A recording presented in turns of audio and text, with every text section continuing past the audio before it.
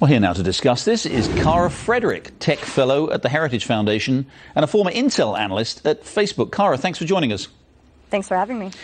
So, the so-called oversight board of Facebook, made up of what could only be described as friends of Facebook, has decided that Facebook did the right thing after all. How should we react? Well, I personally was disappointed, but not surprised, as you intimated.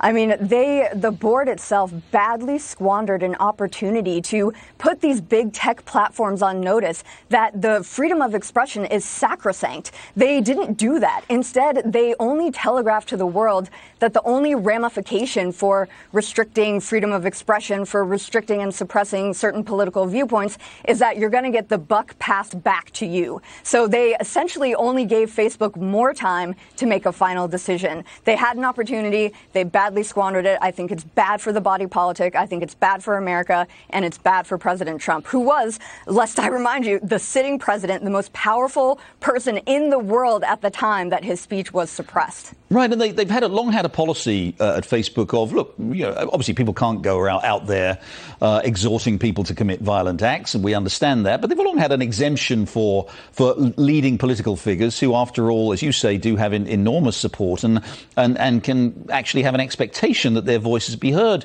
And instead they just went along with, the crowd in the media, the kind of anti-Trump people, and just took it down completely. It just was an extraordinary thing to do to someone who does, after all, have so much support and so much following. Precisely. Public pressure is the name of the game at this point. And the board, I don't want to skewer them entirely, because they did do one thing right. They pointed to two broad strokes that basically these factors saying, okay, there are two things wrong with tech companies. What they're doing right now is they have an inconsistent application and enforcement of their content moderation policies. They have vague rules. Okay, good. Call them out for that. That's a good thing. Secondly, we know there's a lot of opacity when it comes to their content moderation practices. The lack of transparency in general is problematic. So the more transparency can be delineated to the user, the better. So good on the board for actually calling them out. But in the end, they didn't actually do the right thing, unfortunately. There does seem to be growing support for action against these big tech companies now. And it's not just Trump supporters, it's not just conservatives. There are a lot of people who are certainly wouldn't fall into those categories today who are very critical of Facebook's decision and more generally critical of the power that these companies wield. Do you think now there's a real chance that there will be action in Washington at the national level to rein in the power of these companies?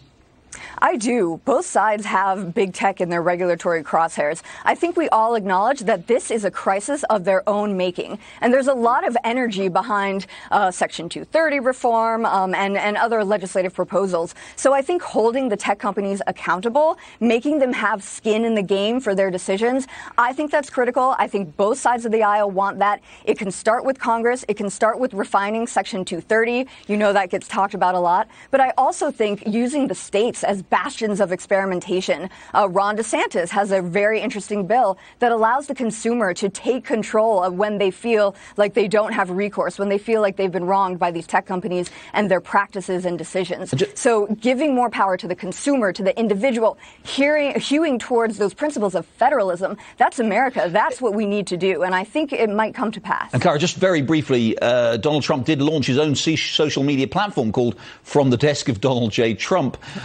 Is that, very briefly we would because we've got to go, but is that, how much support, how effective is that likely to be as a kind of counterweight to these companies?